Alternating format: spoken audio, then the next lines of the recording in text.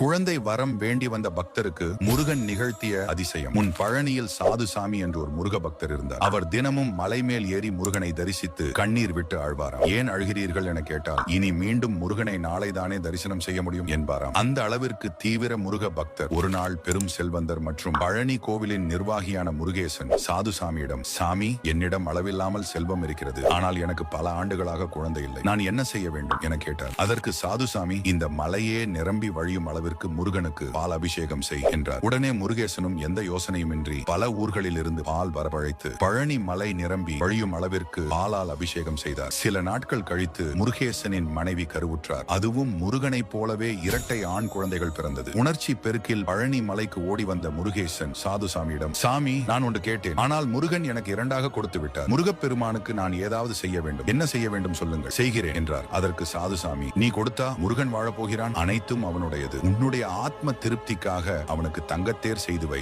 என்றார். முருகேசனும் தங்கத்தேர் செய்து வந்து கோவிலுக்கு காணிக்கையாக அளித்தார். அவர் அன்று காணிக்கையாக அளித்த தங்கத்தேர் இன்றும் பழனி மலையில் பவனி வருகிறது. முருகனை மனதார நம்பி வழிபடும் பக்தர்களுக்கு முருகன் எப்படி அருள் செய்வார் என்பதற்கு சாட்சியே இந்த பழனி தங்கத்தேர் நிகழ்வு. இது மாதிரி சுவாரஸ்யமான ஆன்மீக கதைகள் தெரிஞ்சுக்க விருப்பப்பட்டீங்கன்னா நம்ம சேனலை சப்ஸ்கிரைப் பண்ணிக்கோங்க.